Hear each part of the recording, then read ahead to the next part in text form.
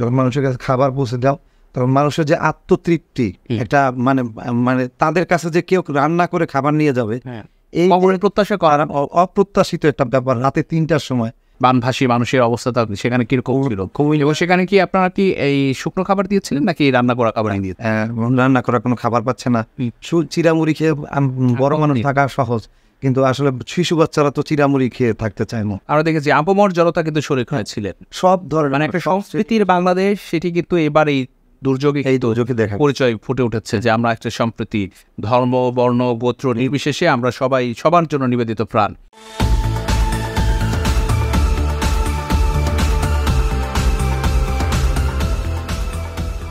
সুপ্রিয় দর্শক, আসসালামু আলাইকুম। বরাবরের মতো আবারও ফিরে এলাম সমসাময়িক বিষয় নিয়ে মুভি বাংলা টেলিভিশনের বিশেষ আলোচনামূলক অনুষ্ঠান সাম্প্রতি। সাথে আছি আমি আনিসুর রহমান সাব্বির, এবং আজ আমাদের স্টুডিওতে অতিথি হিসেবে উপস্থিত আছেন জনাব জাহিদ সকাল, চেয়ারম্যান FNF বাংলাদেশ। জনাব জাহিদ সকাল, আপনাকে অসংখ্য ধন্যবাদ আজ আমাদের স্টুডিওতে আসবার জন্য। আপনাকেও ধন্যবাদ, ধন্যবাদ মুভি বাংলা চ্যানেলকে, ধন্যবাদ। দর্শক, আজ মূলত যে বিষয়টি নিয়ে কথা বলবো সেটি হচ্ছে যে কেমন আছেন বানভাসীরা। আমরা জানেন, আমরা দেখেছি যে হঠাৎ করেই, অর্থাৎ ঘুমন্ত মানুষের উপরে যেভাবে বন্যার পানি গ্রাস করে ফেলেছে, মানুষের জীবনযাত্রাকে ব্যাহত করেছে, এবং বেঁচে থাকাই যেখানে দায় হয়েছে কুমিল্লা ফেনীসহ আশপাশের এলাকাগুলোতে, সেই পানি এখন নামতে শুরু করেছে, অনেকাংশেই নেমে গিয়েছে। তো সেই জায়গাতে সে সময় ত্রাণ নিয়ে এবং সহায়তা নিয়ে, এবং ত্রাণ বলতে গেলে তাদের জন্য উপহার সামগ্রী নিয়ে যারা গিয়েছেন সেখানে, তাদের কাছ থেকে মূলত শুনবো যে আজকে এখন তাদের কী অবস্থা, কেমন দেখেছেন সেই পরিস্থিতি। তেমনি একজন FNF বাংলাদেশের চেয়ারম্যান জনাব জাহিদ সকাল আমাদের স্টুডিওতে উপস্থিত আছেন, এবং জনাব জাহিদ সকাল, আপনার কাছ থেকে একটু শুনতে চাই যে আপনি তো একটু ডিফারেন্টভাবে গিয়েছেন তাদের কাছে, অর্থাৎ তাদের জন্য রান্না করা খাদ্য সামগ্রী, অর্থাৎ সেখানে রান্না করে আপনি তাদের কাছে ডিস্ট্রিবিউশন করেছেন, এবং এই সময় যেটা ক্ষুধার্ত মানুষ, অর্থাৎ যেখানে পানি আর পানি, রান্নার জায়গা নেই, তাদের খাদ্য সামগ্রী ছিল না, কোথায় কি করবে, বা খাদ্য সামগ্রী কেউ ত্রাণ হিসেবে পেলেও সেটাকে রান্না করে খাবারের মতো ব্যবস্থা করাও তাদের জন্য খুব ডিফিকাল্ট একটা পর্যায়ে ছিল। তো সেরকম একটি পর্যায় থেকে আপনি নিজে উদ্যোগ নিয়েছেন, এবং আপনার FNF বাংলাদেশের পক্ষ থেকে তাদের কাছে রান্না করা খাবার আপনি নিজে রান্না করেছেন, করে আপনার একটা টিম নিয়ে সেখানে গিয়ে যখন দিয়েছেন, তখন তাদের আবেগ বা অনুভূতির জায়গাটা কেমন ছিল? ধন্যবাদ। যখন আমরা রওনা দিলাম ঢাকা থেকে, আমরা প্ল্যান করলাম যে বানভাসী মানুষের কাছে গিয়ে পৌঁছাবো। তো আমি আমার টিমকে রাতে হুট করে সিদ্ধান্ত নিলাম, টিমকে বললাম যে তোমরা রেডি হও, যেভাবে আসো। আমরা নিজস্ব যে আমাদের যে ফান্ডিং সিস্টেম আছে, ওই সিস্টেমে আমরা কথা বললাম, আমাদের যে যারা ফিনান্সিয়াল সাপোর্ট করেন আমাদের সবার সাথে ডিসকাস করে আমরা রাতের মধ্যে সব কিছু প্রিপারেশন রেডি করে ফেললাম। করে সকালবেলা 7টার দিকে বের হয়ে গেলাম বাসা থেকে বের হলাম, আমার সাথে আরও 9 জন ভলান্টিয়ার, ওদের সহ রওনা করলাম ঢাকা। মানে 10 জনের একটা টিম ঢাকা থেকে। উদ্দেশ্য কোথায় ছিল? উদ্দেশ্য ছিল ফেনী মহিপাল। তো আমাদের এক টিমে আমাদের স্কুল, মানে আমাদের FNF বাংলাদেশের 2টা টিম একসাথে আমরা প্রিপারেশন নিয়েছিলাম। একটা টিম হচ্ছে শুকনা খাবার নিয়ে যাবে, আর একটা টিম হচ্ছে রান্না করা খাবার বিতরণ করবে। যখন শুকনা খাবারের ওই টিমের সাথে আমরা গিয়ে প্রথমে যোগ দেওয়ার কথা, আমরা ওই টিমটা আমরা ওদেরকে রিস্ক করতে পারিনি। ওরা ফেনীতে যখন আমরা ঢোকার পরে আমাদের গাড়িটা ঢুকিয়ে দিল দাগনভূঞার দিকে, ফেনীর দাগনভূঞা থানার দিকে, আর ওদের গাড়িটা চলে গেল আপনার ফেনী মহিপালের দিকে। এরপর ইতিমধ্যে নেটওয়ার্ক বিচ্ছিন্ন হয়ে যাওয়াতে আমরা আমাদের ওই শুকনা খাবারের টিমের সাথে আর যোগাযোগ করতে পারিনি। আমরা সোজা চলে গেছি দাগনভূঞা থানা। আমরা চিন্তা করলাম এই মুহূর্তে আমাদের তো আর কিছু করারও নেই, যেহেতু নেটওয়ার্ক সংযোগ নাই, ইন্টারনেট সংযোগ নাই, কোনো সংযোগই নেই, তার সাথে কমিউনিকেশন করতে পারতেছি না। তো আমরা দাগনভূঞা থানায় চলে গেলাম। ওখানে গিয়ে আমরা রাতে প্রায় 9টা বেজে গেছে আমরা যখন পৌঁছেছি। স্থানীয়ভাবে দেখলাম আমরা দাগনভূঞা বাজারে আপনার স্থানীয় কিছু লোকাল লোকজন, রাজনৈতিক ব্যক্তিবর্গ, অন্যান্য বিভিন্ন সংগঠনের লোকজন, তারা একটা ফান্ড কালেক্ট করতেছে একটা জায়গাতে এই বানভাসী মানুষের জন্য। তো আমরা ওনাদের কাছে গেলাম, গিয়ে ওখানকার যে নেতৃত্ব স্থানীয় লোকজন আছে তাদেরকে বললাম যে আমরা 10 জন লোক এসেছি ঢাকা থেকে, আমরা আপনার এই যে এফএনএম বাংলাদেশের ব্যানারে আমরা মানুষের আপনাদেরকে কীভাবে সহযোগিতা করতে পারি। তো ওনারা বললো যে আমাদেরকে আপনারা কী করবেন। আমি বললাম যে রেস্কিউর কাজও আমরা করতে পারি, আপনারা চাইলে আপনাদেরকে সাহায্য করতে পারি, ইভেন আমরা খাবারও দিতে পারি। তো ওনারা বললো যে খাবারটা যেই মানে যেগুলো মফস্বলের যে মেইন শহর, মফস্বল শহরের ভিতরে যেই সাইক্লোন সেন্টারগুলো আছে ওগুলোতে পর্যাপ্ত খাবার রয়েছে। তো আমরা বললাম যে তাহলে আমাদেরকে যেটা রিমোট কোনো যে সাইক্লোন সেন্টার আছে যেখানে খাবার দেওয়া কঠিন, ওই রিমোট একটা সেন্টার আমাদেরকে দেয়। এর মধ্যে ওদের দলীয় কিছু ঝামেলা টামেলা দেখলাম, তো ওরা আর আমাদেরকে ওদের সাথে আর আমাদের এটা নিয়ে আর বনিব না হওয়াতে আমরা স্থানীয় আমাদের একটা ফেসবুক গ্রুপ আছে SSC 2004 ব্যাস, ওই গ্রুপে আমি একটা মেসেজ করলাম। মেসেজ করার পরে ওখানে আমাদের লোকাল কিছু ফ্রেন্ডদের সাথে যোগাযোগ করলাম, বললাম যে আমরা কীভাবে রিমোট একটা সাইক্লোন সেন্টারে আমরা যেখানে শেল্টার। তখন নেটওয়ার্ক পেয়েছিলেন? হ্যাঁ, তো ওখানে দাগনভূঞা থানার ভিতরে ঢোকার পরে আমরা অল্প অল্প নেটওয়ার্ক পাচ্ছি।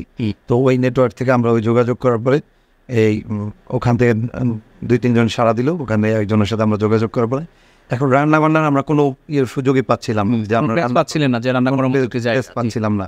আমরা প্রথমে চেয়েছিলাম থানার যে কিচেন আছে, থানার ওই কিচেনে আমরা রান্না করব, লোকাল থানার কিচেনে। তারপর দেখলাম যে সেখানেও পানির ওখানে করা সম্ভব হয় নাই। পরে আমরা ওখানে যে একটা রেস্টুরেন্টের কথা বলি এবং আমাদেরকে একটা ইনফরমেশন পাই আমরা, হীরাপুর নামে একটা স্কুল আছে, প্রাথমিক বিদ্যালয়। এটা 3 কিলোমিটার পানির ভেতর দিয়ে যেতে হবে, আপনার হচ্ছে মানে প্রায় বুক সমান পানি ওখানে। আর ওখানকার লোকজন ওরা রেস্কিউ করেও আনতে পারেনি তখনও। তো আমরা শুনছি ওখানে আটকা পড়ে আছে।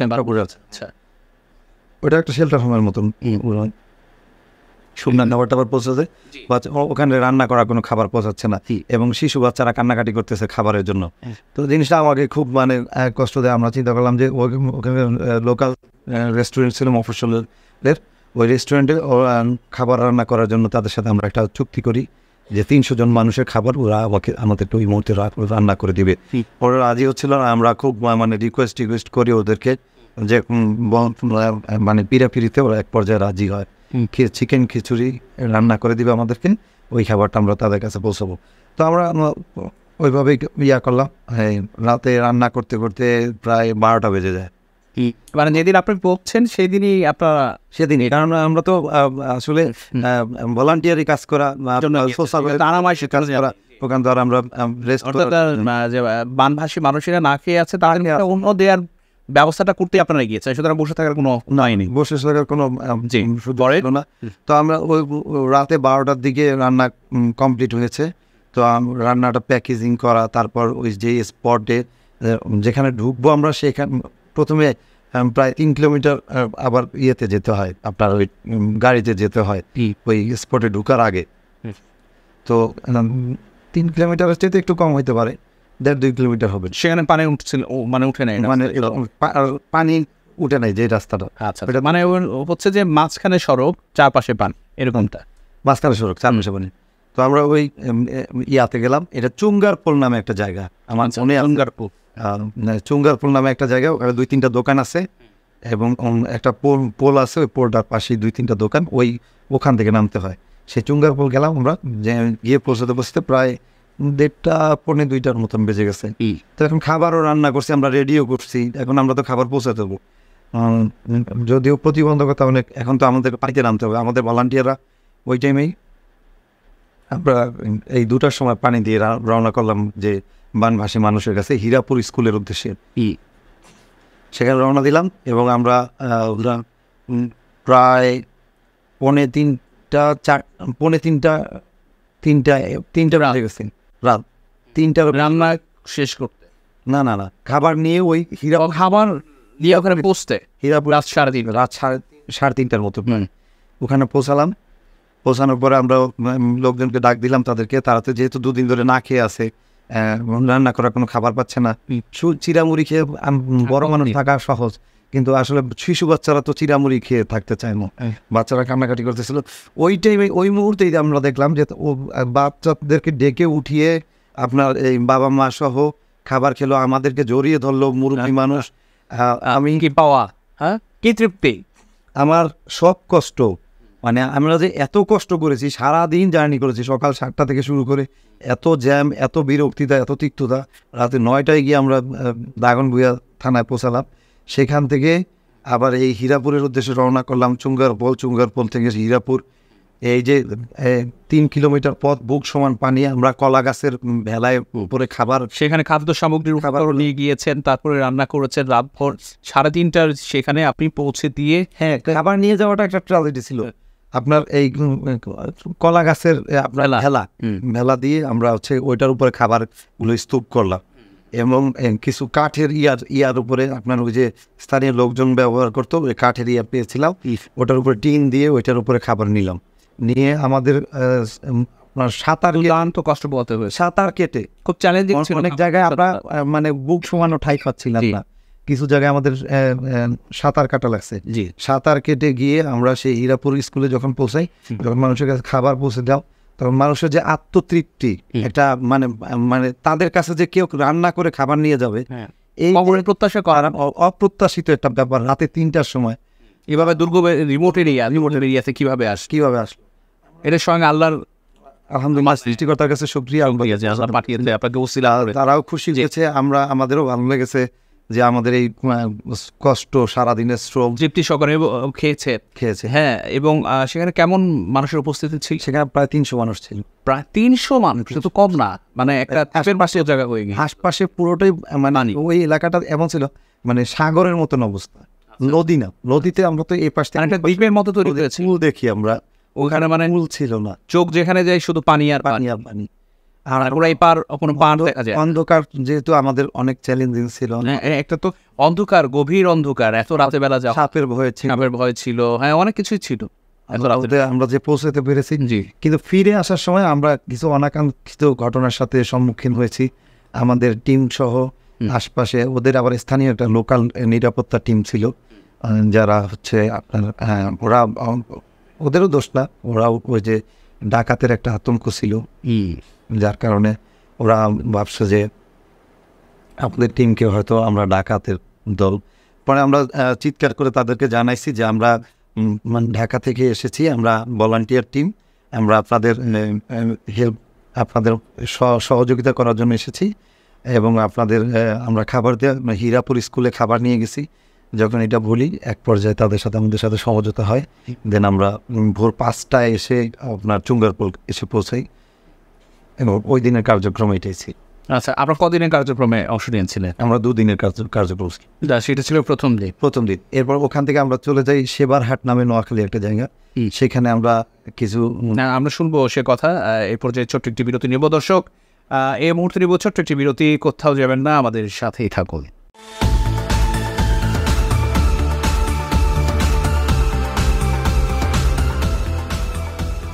সুপ্রিয় দর্শক, ফিরে এলাম বিরতির পর। কথা হচ্ছিল আজকের অতিথি জনাব জাহিদ সকালের সাথে, যিনি চেয়ারম্যান এফএনএফ বাংলাদেশের।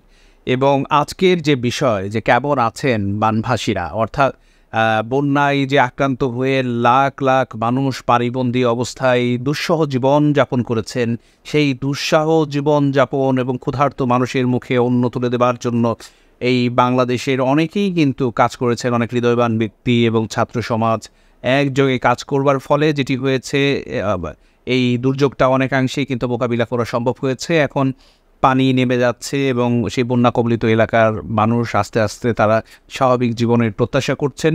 তো সেই সময় যারা গিয়েছিলেন ক্ষুধার্ত মানুষের মুখে অন্ন জোগাতে, সেরকমই একজন ব্যক্তি আমাদের আজ স্টুডিওতে উপস্থিত আছেন, যার কাছে আমরা বিরতির আগে শুনছিলাম যে কিভাবে দুর্গম এলাকায় মানুষের জন্য, অনাহারী মানুষের মুখে খাদ্য দেবার জন্য তারা গিয়েছেন। জনাব জাহিদ সকাল, আপনি এই বিরতির আগে যেমনটি বলছিলেন যে 2 দিনের কর্মসূচি ছিল, প্রথম দিনের কর্মসূচি আপনারা শেষ করলেন, দ্বিতীয় দিনের কর্মসূচি যেটি বলছিলেন যে দ্বিতীয় দিনের কর্মসূচি কিভাবে আপনারা?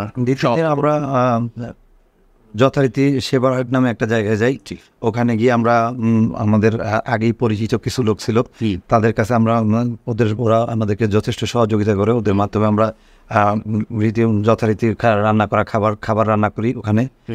খাবার রান্না করে ওই খাবারটা সেখানে কি ওই সাইক্লোন সেন্টারে দিই। খাবার রান্না করে ওখানে আমরা হচ্ছে খিচুড়ি, এই চিকেন খিচুড়ি। আচ্ছা, এই চিকেনগুলো নিয়ে গিয়েছিলেন না, এটা ওখানে স্থানীয় লোকাল বাজারে আমরা যেটা পেয়েছি ওখান থেকে কিনে কালেক্ট করে ওখানে, মানে ফ্রেশ জিনিস। আমাদের ভলান্টিয়াররা ওরাই রান্না করছে, আমি নিজে সহ আমরা নিজেরা রান্না করেছি এবং আমরা এই খাবারটা ওইখানকার একটা সাইক্লোন সেন্টারে মানুষের কাছে পৌঁছে দিয়েছি। আচ্ছা, সেখানে এরপরে আমরা ইতিমধ্যে আমরা শুনতে পাই যে কুমিল্লা অঞ্চলে প্লাবিত, কুমিল্লা বুড়িচং অঞ্চলটা প্লাবিত হচ্ছে নতুন করে বন্যায়। তো আমরা ওই দিন দুপুরে আপনার সেবারহাটের কার্যক্রম শেষ করে সন্ধ্যায় আমরা ঢাকার উদ্দেশ্যে রওনা দিই, ঢাকায় আসি এবং ফান্ডকে আরও স্ট্রং করি আমরা। দেন আমরা পরদিন আবার কুমিল্লার উদ্দেশ্যে রওনা দিই। মানে দ্বিতীয় দিনের সফর শেষ করে আবার ঢাকায় ব্যাক করে সেখান থেকে আবার একটা ফান্ড নিয়ে এরপর কুমিল্লা বুড়িচংয়ের উদ্দেশ্যে রওনা। বুড়িচংয়ের উদ্দেশ্যে। সেটা কি কয়দিনের জন্য? একদিনের সফর? এটাও 2 দিনের সফর। এটাও 2 দিনের সফর। আচ্ছা, সেই ইটা শুনতে চাই, কুমিল্লা বুড়িচং গিয়ে কি দেখলেন? বানভাসী মানুষের অবস্থা সেখানে কিরকম ছিল? এবং সেখানে কি আপনারা কি এই শুকনো খাবার দিয়েছিলেন নাকি রান্না করা খাবার দিয়েছিলেন? কুমিল্লা আমরা শুকনো খাবার দিই, ওখানে পুরো রান্না খাবার দিয়েছি। আচ্ছা, আর আমাদের যে এই যে আপনারা রান্না খাবার দিচ্ছেন, এটা কি করে আপনি অনুভব মনে করলেন যে এখন তাদেরকে রান্না খাবার দিয়ে এটাই বেটার? না, আমরা কিন্তু আসলে বাংলাদেশের মানুষ কিন্তু ধনী অর্থে না, মানবতায়। আচ্ছা, এই জিনিসটা কিন্তু আমরা দেখেছি এই বন্যায় সবাই একসাথে দুর্যোগে সকল বাংলাদেশের সকল মানুষ, সকল শ্রেণী পেশার মানুষ। আপনি দেখবেন একজন ভিক্ষুকও দেখছি আমি বন্যার্থদের জন্য যে ফান্ড কালেক্ট করেছি, একজন রিক্সা চালক, আমরা দেখেছি আপামর জনতা কিন্তু শরীর ছিলেন। সব ধরনের মানে একটা সংস্কৃতির বাংলাদেশ, সেটি কিন্তু এবার এই দুর্যোগে দেখা পরিচয় ফুটে উঠেছে যে আমরা একটা সম্প্রীতি, ধর্ম, বর্ণ, গোত্র নির্বিশেষে আমরা সবার জন্য নিবেদিত প্রাণ, সেটি কিন্তু দেখিয়েছে। দেখেন, আচ্ছা, আমরা কি করে মনে করবো যে এখন রান্না করে খাবারই দেওয়া প্রয়োজন? আমার আমরা যেগুলো আমরা এই নিউজগুলো দেখতেছিলাম যে ঢাকা থেকে খাবার নিয়ে যাচ্ছে, ত্রাণ পরিবহন করতেছে, সবাইকে মোটামুটি ম্যাক্সিমাম সংগঠনগুলোই দেখেছিলাম যে তারা আপনার ড্রাই ফুড নিয়ে যাচ্ছে, শুকনো খাবার। আমার মাথায় একটা জিনিস ছিল, আমি যেহেতু শিশুদেরকে নিয়ে কাজ করি, আমাদের যেহেতু স্কুল আছে, বাচ্চারা কিন্তু ড্রাই ফুড এতটা পছন্দ করে না। তো আমার কাছে ওই জিনিসটা আমার মাথায় ছিল। আমার মনে হলো যে আপনার বাচ্চাদের জন্য হইলেও আমাকে এই রান্না করা খাবার নিয়ে যেতে হবে। আর সবাই যেহেতু ড্রাই ফুড দিচ্ছে, সেহেতু রান্না করা খাবার দেওয়ার লোক সংখ্যা থাকবে না, খুব কম থাকবে। ওই চিন্তাধারা থেকে আমি রান্না করা খাবারটাকে প্রায়োরিটি দিয়েছি। আচ্ছা, তো কুমিল্লা বুড়িচংয়ে প্রথমে আমরা ঢাকা থেকে রওনা দিলাম, দিয়ে আমার কিছু ভলান্টিয়ার কুমিল্লা আপনার হচ্ছে গৌরীপুর আমিরাবাদ একটা এলাকা আছে, ওই এলাকায় আমার কিছু ভলান্টিয়ার আছে, ওদেরকে নিলাম আমি সাথে। ওদের কাছে গেলাম, ওখানেই রান্নাবান্না হয়েছে। ওখানে একটা মাদ্রাসায় আমরা রান্না করেছি, মাদ্রাসার কিচেনে আপনার বিরিয়ানি রান্না করছি 1000 লোকের জন্য। আমরা বিরিয়ানি 1000 লোকের জন্য রান্না করলাম। আমরা রান্না করে আপনার ওই যে আমার খুব ভালো লাগছে যে ওই মাদ্রাসার এতিম বাচ্চারাও আমাদের এই রান্নায় সহযোগিতা করছে। পেঁয়াজ ছুলে দিচ্ছে আমাদেরকে, কাঁচামরিচকে ছুলে দিচ্ছে, তারপর হচ্ছে আপনার এই যে রসুন কেটে দিচ্ছে। মানে বাংলাদেশ যে একটা সম্প্রীতির দেশ, একটা মানে মানবতার দেশ, একটা মানবিক দেশ, বাংলাদেশের মানুষের ভিতরে যে এত মানবিকতা, এটা আমি জীবনেও কল্পনা করি নাই। আমার কাছে মনে হচ্ছে যে আমরা সবাই বিপদে আছি, এরকম একটা মনে হয়েছিল যে সবাই এই বিপদের নিজের কাজ ওভারকাম করার জন্য সবাই হেল্প করছে। আচ্ছা, সবাই নিজের করে নিছে বিপদটাকে। তো পরে আমরা খাবার রান্না করতে করতে আমাদের সন্ধ্যা হয়ে যায়। 1000 লোকের রান্না তো বড় আয়োজন ছিল। আমরা যথারীতি সন্ধ্যায় রওনা দিই আমিরাবাদ থেকে। আমরা রাতে 9টায় গিয়ে পৌঁছাই কুমিল্লা শহরে। আচ্ছা, কুমিল্লা শহর থেকে আমরা স্থানীয় লোকাল একজন লোককে আপনার যে গাইড হিসাবে নেই, ওই লোক ওনাকে সাথে নিয়ে আমরা ঢুকি হচ্ছে আপনার প্রথমে ঢুকে চাঁদপুর ব্রিজ বলে। আচ্ছা, চাঁদপুর ব্রিজ, ওই চাঁদপুর ব্রিজ দিয়ে ঢুকে বেরিবাদ হয়ে, গোমতী নদীর যে বেরিবাদ হয়ে বাম দিকে আমরা ঢুকতে থাকি। ঢুকে একদম মাঝামাঝি পর্যায়ে গিয়ে একটা চিকন একটা রাস্তায় ঢুকছে, এটা রসুলপুরের দিকে গেছে রাস্তাটা। ওই রাস্তাটা দিয়ে ঢুকলাম, ওখান থেকে আমার সাথে বোট নিয়ে গেছিলাম। এবার বোট নিয়ে গেছি, কারণ হচ্ছে রিমোটে পৌঁছানো খুব কঠিন থাকে। পূর্বের যে অভিজ্ঞতা, হ্যাঁ পূর্বের যে আমাদের অভিজ্ঞতাটা ছিল ওইটার থেকে আমরা শিক্ষা নিলাম যে আমাদের আসলে বোট লাগবেই। তো আমরা একটা বোট নিয়ে গেছি সাথে। রাতে আমরা কিছু বাসায় একটা 9টা সাড়ে 9টার দিকেই আমরা পৌঁছে গেছি রসুলপুর এলাকায়। ওখানে আমরা খাবার দিলাম। ওখান থেকে আমরা চলে যাই বুড়িচং নাইঘর। আচ্ছা, বুড়িচং নাইঘরটা কি বুড়িচং নাকি আমার সঠিক কোনে নাই। আচ্ছা, যে ব্রাহ্মণপাড়া ব্রাহ্মণপাড়া নাইঘর একটা গ্রাম, ওই গ্রামে যাই। ওখানে গিয়ে আমরা ওই নৌকা দিয়ে স্থানীয় ওই লোকের সহযোগিতায় আমরা আপনার এই বিরিয়ানিটা মানুষের কাছে পৌঁছে দিই। ওখানে মানুষের কেমন ছিল, বাংলাদেশের মানুষের কেমন প্রত্যাশা ছিল, বা তারা যে এই যে রান্না করা আমরা এরকম আপনার ফেনীর মতনই আমরা দেখলাম যে তাদের কাছে আসলে রান্না করা খাবার পৌঁছাতে ছিল না। এবং আমরা যে তারা অপেক্ষায় ছিল। হ্যাঁ, আমার যেহেতু টার্গেটই ছিল যে আপনার আপনার রিমোটে যেগুলোতে ত্রাণ পৌঁছাতে পারতেছে না, যেগুলোতে খাবার পৌঁছাচ্ছে না, আমার শুরু থেকেই টার্গেট ছিল যে যেখানে খাবার পৌঁছাচ্ছে না ওখানে খাবার পৌঁছাবো। হ্যাঁ, তো আমরা এলাকার লোকজনের সাথে কথা বলি, তাদের সাথে কোঅপারেট করে তারা আমাদেরকে জানায় যে অমুক অমুক জায়গায় এই স্কুলটার নাম আমার খেয়াল নাই, যে একটা স্কুল একদম মানে স্কুলে এবং বাসার ছাদে কিছু মানুষ ছিল। ওই মানুষগুলোকে খাবার পৌঁছালাম। আমরা রসুলপুর স্টেশনে মানুষ যে মানুষগুলো জায়গা নিয়েছিল, যে স্টেশনের আপনার ওই যে এই প্ল্যাটফর্ম কম্পাউন্ডে যে রেলওয়ে স্টেশনের ওই মানুষগুলোকে খাবার দেই। তারপর রসুলপুর হাই স্কুলের যে হ্যাঁ ওখানে খাবার পৌঁছে, এবং কিছু জায়গায় আমরা স্থানীয় যারা ভলান্টিয়ার কাজ করতেছে তাদেরকে কিছু খাবার ভাগ করে দিই, যাতে আমরা এট এ টাইম তো সবগুলো জায়গায় আমাদের পক্ষে যাওয়া সম্ভব নয়। আর যেহেতু রান্না করা খাবার, তো ওই ভলান্টিয়াররা ওরাও আমাদেরকে সহযোগিতা করেছে, ওরাও এই খাবার নিয়ে মুভ করে ছুটে গিয়েছে। আচ্ছা, আপনারা যাদের কাছে দিয়েছেন বানভাসী মানুষ, হ্যাঁ, যারা এই যে অধীর আগ্রহে ছিল যে হয়তো বা কিছু রান্না করে খাবার আসবে, তাদেরকে ওখানে কি তারা কি শুকনো খাবারের ত্রাণ কি পর্যাপ্তভাবে পেয়েছিল? শুকনো খাবার, হ্যাঁ শুকনো, মানে যাদেরকে কাছে আপনারা ত্রাণ পৌঁছে দিয়েছেন তারা কি ত্রাণ? আমরা এই মোট জায়গাগুলোতে গেছি, ওখানে খুবই স্বল্প ত্রাণ পৌঁছেছে। একদম না মানে শুধু বিস্কুট দেখা গেছে, শুধু বিস্কুট বা অথবা শুধু চিরা যে খাবে সেটা পানি নেই, সে মানুষটা খাবে কি দিয়েছিল? আচ্ছা, আপনাদের খাবার নিয়ে গেছেন, সাথে তো পানি দিয়েছেন? হ্যাঁ, আমরা পানি নিয়ে গেছি। পানি দিয়েছেন কারণ বিশুদ্ধ পানি পাওয়াটা, বিশুদ্ধ পানি নিয়ে গেছেন দরকার ছিল। এবং আমরা চিন্তা করছি ওই যে সবাই তো আপনার যে ছোট বোতল ব্যবহার করছে, যে 1 লিটারের বা হাফ লিটারের বোতল, আমরা ওইটা করি নাই। আমরা চিন্তা করছি যে অনেক লোক হবে, পানি দেওয়া কঠিন, মানে পানিটা রেখে খেতে পারবেন আমরা। সেখান থেকে আমরা বড় কন্টেনারগুলো, যে 5 লিটারের কন্টেনার, ওই ধরনের কন্টেনার ইউজ করছি। 5 লিটার 8 লিটারের কন্টেনার, এই কন্টেনারগুলো হ্যাঁ ওইগুলো আমরা দিয়েছি যাতে তারা রেখে খেতে পারে পানিগুলো। আচ্ছা, তাদের চেহারার মধ্যে কি ছিল? আতঙ্ক? আমি কি একটা স্বস্তি আপনাদের দেখে স্বস্তি নিঃশ্বাস ফেলেছে? রসুলপুর উচ্চ বিদ্যালয়ে, যে প্রাথমিক বিদ্যালয়, প্রাথমিক বিদ্যালয়ে আমরা যেই স্কুলটাতে গেছি, ওখানে আপনার ওই ভদ্রমহিলা মানে হাউমাউ করে কেঁদে উঠছে। যে আমি বললাম যে কেন কাঁদতেছেন বাবা? বললো যে আমার বাচ্চাদেরকে, মানে এত কঠিন মনে হয়েছে আমার কাছে যে বাচ্চারা কাঁদতেছিল এই খাবারের জন্য। আমরা চিরা মুড়ি বা বিস্কিট এগুলো খাওয়ার জন্য চেষ্টা করছি, ওদেরকে খাওয়ানোর জন্য, বাট বাচ্চারা ওরা ভাত খাওয়ার জন্য কাঁদতেছে। শুকনো খাবার খাবে? হ্যাঁ, শুকনো খাবার খাবে না। এগুলো পানি নেই, আমরা ওখানে পানি দিলাম।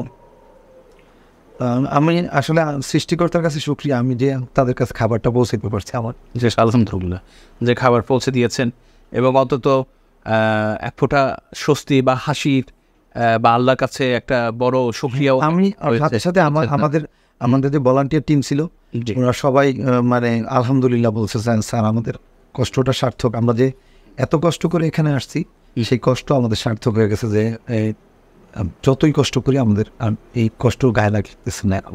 আচ্ছা, খাবার তো দিলে, তাদের মুখে তো হাসি ফুটলো, বা একবেলা খাবার পেয়ে তারা তো অনেক খুশি, যেহেতু অনেকদিন যাবত রান্না করা খাবার পায়নি। আচ্ছা, তাদের প্রত্যাশা, তাদের কাছে তো খুব কাছাকাছি গিয়েছেন, কথা বলেছেন, তাদের সরকারের কাছে কি প্রত্যাশা ছিল? এই যে এরকম হঠাৎ করে ঘুমন্ত মানুষ যে পানির মধ্যে নিমজ্জিত হবে, এটা তো কখনো কল্পনাও করেনি তারা। হ্যাঁ, যে ভারতের হঠাৎ একটা সিদ্ধান্তে তারা আগে থেকেই আমাদেরকে কোনো প্রকার পূর্বাভাস না জানিয়ে তারা বাঁধ খুলে দিল, আর আমরা পানিতে মানে হাবুডুবু খাচ্ছি, অনেক মানুষ মারা গিয়েছেন।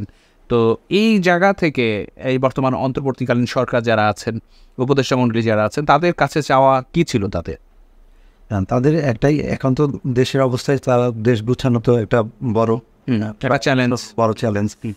তারা এদিকটা করতেছে। তারপর তাদের পক্ষ থেকেও অনেকেই যে ডিসি অফিস, ইউএনও অফিসের মাধ্যমে তারা সহযোগিতা করতেছিল।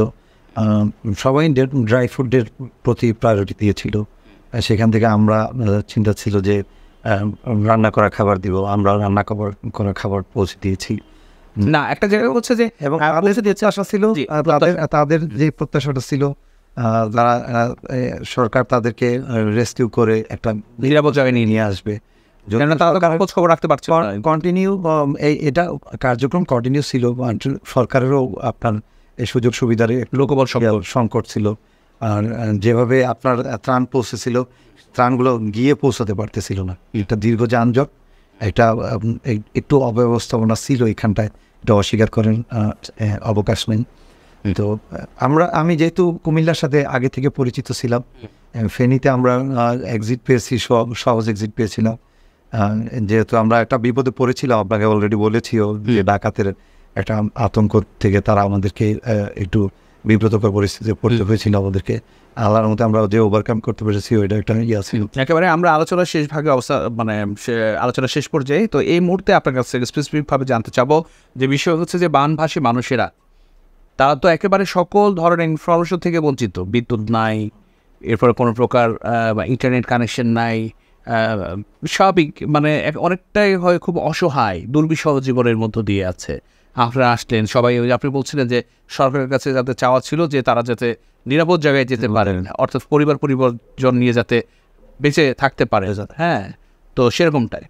তো এই দিক থেকে কি এরকম কেউ মনে করেছেন, বা আপনার কাছে যদি আমি জানতে চাই, আপনার কি মনে হয়েছে যে এই যে হঠাৎ করে ভারত যেটা করলেন, যে হঠাৎ করে ছেড়ে দিলেন পানি, আর সেই পানিতে ঘুমন্ত মানুষগুলো ডুবে গেল? হ্যাঁ, তো এটা কি হওয়া উচিত কি? এটা অবশ্যই হওয়া উচিত না। জি। এবং তাদের যদি সমস্যা হয়, আমাদেরকে বাংলাদেশি যে পররাষ্ট্র নীতি আছে, সেই নীতি অনুযায়ী, ইন্টারন্যাশনাল যে পানি চুক্তি আছে, সেই অনুযায়ী যদি তারা মানে আচরণ করতো, যে বাংলাদেশকে একটা সিগন্যাল দিতে পারতো, তারা সবাই নিরাপদ জায়গায় সরে যেতে পারতো। এত এবং অনেক গৃহপালিত পশু আমরা দেখে গিয়েছে পানিতে আবুডুবু করে। এটা আসলে খুব দুঃখজনক। মানে এই প্রাণগুলো যে চলে গেছে, এই যে কতগুলা মানুষ মারা গেছে, কতগুলো গৃহপালিত জীবজন্তু মারা গেছে, কত মানে কি পরিমাণ যে আর্থিক ক্ষতি হয়েছে, এটা আসলে অভাবনীয়। এটা আচ্ছা, এই মুহূর্তে যেহেতু এখন বন্যার পানি নেমে যাওয়া শুরু করেছে, এই মুহূর্তে বানভাসী মানুষের মধ্যে যেটি মানে পানিবাহিত রোগের একটা প্রকোপ বেড়ে যেতে পারে, তো এই মুহূর্তেও কি আপনাদের পরিকল্পনা আছে পরবর্তীতে যে এখন তাদের কাছে মেডিসিন জাতীয় কিছু নিয়ে যাওয়া? তাদেরকে এখন যেটা হবে সেটা হচ্ছে তাদেরকে পুনর্বাসন, অর্থাৎ বন্যায় তো অনেক ক্ষতিগ্রস্ত হয়েছে সব কিছু, ঘর বাড়ি, বসত বাড়ি, জমি জমা, ফসল আবাদি, তো সেখানে আপনাদের সহযোগিতা কি অব্যাহত থাকবে কিনা? হ্যাঁ, অবশ্যই আমাদের সহযোগিতা অব্যাহত থাকবে। আমরা এটা নিয়ে কাজ করতেছি স্টিল। আমাদের এখন তো আপনার আমি না, সারা বাংলাদেশের সকল মানুষকেই বলবো, তারা যেন বানভাসী মানুষের পাশে থাকেন। যে বন্যার পানি নেমে গেছে, কিন্তু তাদের দুর্ভোগ কিন্তু কমে নাই। তাদের কিন্তু তারা কিন্তু সর্বহারা হয়ে গেছে। এখন তাদের ঘুরে দাঁড়ানোর জন্য সাহায্য লাগবে, ঘুরে দাঁড়াতে তাদের সহযোগিতা দরকার। অনেকেরই মানে যারা একেবারে নিম্নবিত্ত মানুষ, তাদের তো কি সব হারিয়েছে। তাদের পুনর্বাসনের ব্যবস্থা করতে হবে। সরকারকেও এগিয়ে আসতে হবে। সাহায্য যেই সংগঠনগুলো, দেশি বিদেশি বিভিন্ন সংগঠন, যে তাদেরকেও এগিয়ে আসতে হবে, যেন এই বানভাসী মানুষের পাশে থাকে এবং তারা যেন পুনর্বাসনের ব্যবস্থা করে। এবং আমি একটা সারা বাংলাদেশের মানুষের কাছে একটা মেসেজ দিব। আমার নিজের লেখা একটা কবিতাকে কয়েকটা লাইন আমি বলবো, যে আমার ওই কবিতার নাম হচ্ছে মানুষ হও। আমি নিজেই লিখেছি। মরিবার তরে জন্মিছ ভবে, বাঁচিয়া হাহুতাস, মানুষের মতো মানুষ হও, নতুবা সর্বনাশ। ভবঘরে যদি ভবলীলায় তুমি হারিয়ে ফেলো চেতন, স্বপ্ন তোমার হইবে পূরণ, হইবে না সার্থক জনম। যে যতনে ধরাধামে তোমায় আপন বলয়ে করিয়াছে লালন পালন, তার তরে কি করেছ তুমি আত্মমুক্তি সাধন। তবে উপায় কি আছে শোনাও গো মোরে, মানবতা মনে জাগ্রত করো, মানুষ হও আগে, তবেই মুক্তি তবেই জান্নাত, ঘষিয়াছে কোরআন পাকে। মানবতা মনে জাগ্রত করে আবার সেই বানবাসী মানুষগুলোকে পুনর্বাসন করার জন্য তাদের কাছে ছুটে যেতে হবে, তাদেরকে পুনর্বাসনের ব্যবস্থা করতে হবে। না, অসংখ্য ধন্যবাদ যাই সকাল আপনাকে আপনার মূল্যবান সময় দেওয়ার জন্য আজ আমাদের স্টুডিওতে। এবং আপনার কথার সাথে আমরাও সহমত যে এখন সময় শেষ হয়ে যায়নি। বানভাসী মানুষ যারা আছেন তাদের ঘুরে দাঁড়াবার এখন উপযুক্ত এই সময়ে আমাদেরকেই কিন্তু পাশে থাকতে হবে। দলমত নির্বিশেষে বাংলাদেশ যে একটা সম্প্রীতির দেশ হিসেবে এই দুর্যোগময় পরিস্থিতিতে সবাই হাতে হাত রেখে যেভাবে সাহায্য হাত বাড়িয়েছেন, এগিয়েছেন, এখন উচিত হচ্ছে তাদেরকে ঘুরে দাঁড়াবার, বানভাসী মানুষের যাতে ঘুরে দাঁড়াতে পারে, যারা তাদের ভিটে বাড়ি সহ সয় সম্পত্তি একেবারেই নাই বললেই চলে, যারা দেখা গিয়েছে দুটো হাঁস মুরগি ছাগল ভেড়া পেরে জীবিকা নির্বাহ করতেন, এখন তো তাদের কিছুই নাই, একেবারেই নিঃস্ব। সুতরাং হচ্ছে যে এই সময়ই আমাদের সকলকে আবারও উচিত যে তাদের পাশে দাঁড়িয়ে তাদেরকে ঘুরে দাঁড়াবার সমস্ত ব্যবস্থা করে দেয়া, এটা কিন্তু নিতান্তই প্রয়োজন। এবং দর্শক, আজকে আপনারা যারা দেখছেন এই অনুষ্ঠানটি, অবশ্যই বানভাসী মানুষের প্রতি যে দায়িত্ব বা যে আবেগ ছিল আমাদের, সেটি এখন বন্ধ না করে এখন তাদেরকে ঘুরে দাঁড়াবার একজন সাহায্যকারী হিসেবে তাদের পাশে থাকবার অবশ্যই প্রয়োজন এই মুহূর্তেই। তবেই এই বানভাসী মানুষদের সত্যিকার চাওয়া পাওয়া এবং প্রত্যাশা সব কিছুই পূরণ হবে বলে আমরা মনে করি। দর্শক, আজ এ পর্যন্তই। দেখা হবে আগামী পর্বে নতুন কোনো অতিথিকে সাথে নিয়ে। সে পর্যন্ত ভালো থাকুন, সুস্থ থাকুন, নিরাপদে থাকুন, আর অবশ্যই মুভি বাংলা টেলিভিশনের সাথেই থাকুন।